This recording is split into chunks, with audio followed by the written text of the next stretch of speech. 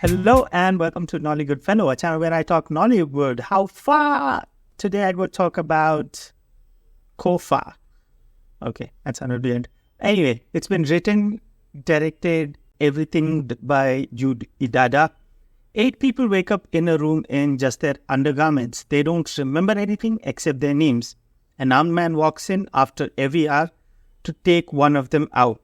What then happens is what the story is all about and why they're there also. So this star-studded film did a decent job in keeping you hooked. There's this constant cutaway to drone shots in different parts of Lagos as part of a military operation looking out for hostages. And I, for one, really liked that part. I really enjoyed it because it was a bird's eye view of different parts of Lagos that I've seen in different films. So they show Isale Echo and I'm like, oh, Gangs of Lagos. And then they show, Victory Island and I'm like, oh, Iwaju. Oh, wait, I guess that was Banana Island, not Victoria Island. Anyway, and then they show Ikoyi and Lekki and I'm like, yes, every other Nollywood film. Looks like I'm getting a hold of Lagos through Nollywood. Anyway, getting back to the movie. In the movie, there's this palpable tension that is built in the room, and it does get you thinking, and it does get you guessing and anticipating what's going to come up next. But I really do wish the dialogues were much better. The cinematography and lighting, again, I've got the same complaints. It could have been much better. So these characters, they wake up in a dark room, and then they find these flashlights.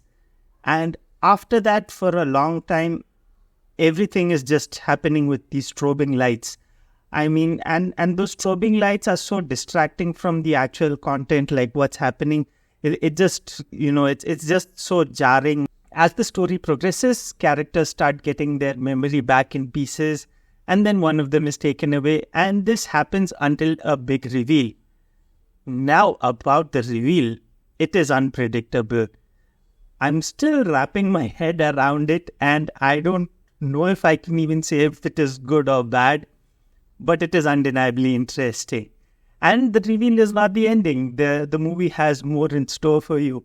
I wasn't mighty impressed, and it's not because the rest of the movie wasn't interesting, but because I had too many questions, the movie does a good job in piquing your interest and keeping you guessing, but it does not do such a good job when it comes to answering all those questions that it makes you ask.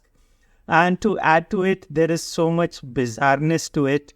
Like, these people wake up in the room. They don't remember anything except their own names. But somehow they know each other's names out of nowhere.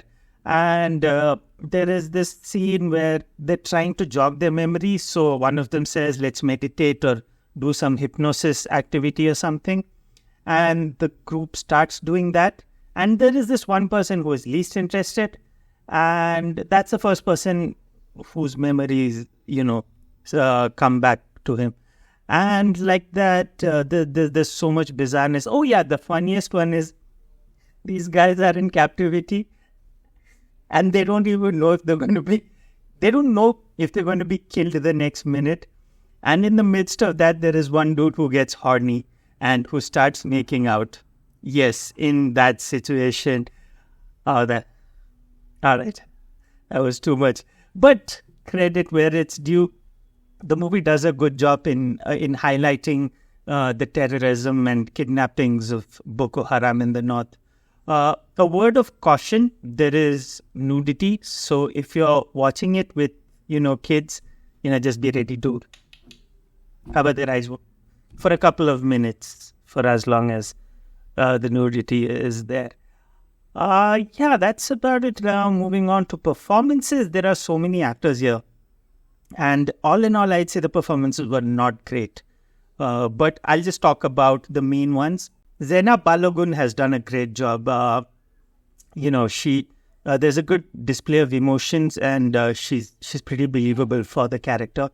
Gina Castel is a surprise package here. She is emotive And she gets to show her action hero side as well.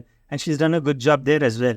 Udoka Oyeka as the armed man who comes to take out the hostages one by one does a good job. He has a small role, but he's memorable. There's a good mix of toughness and sarcasm. All in all, it's a job well done.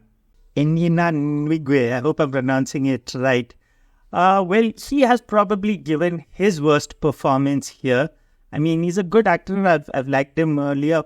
Here, he just wasn't convincing. There's this stammer he has, and it's very random and very odd. And he starts stammering in the middle of a sentence, while stammering mostly starts at the starting of a sentence. So, all of that was a bit odd. Daniel Etim, Effiong. Oh, well, he is one of my favorite Nollywood actors. He's so good that I can watch bad movies for him. Like, I'd seen Chemistry recently. I hated the movie, but I really liked the guy. And talking about this movie, Daniel has won an award for this movie. And I fail to see why. His performance for once was over the top. I was let down by this performance. I did not enjoy Daniel's performance over here. Coming to the conclusion, I'd say that if you have nothing to while your time with, you can watch this movie. It keeps you interested for sure. Just don't strain yourself with questions, because if you start asking questions, you'll only end up with even more questions.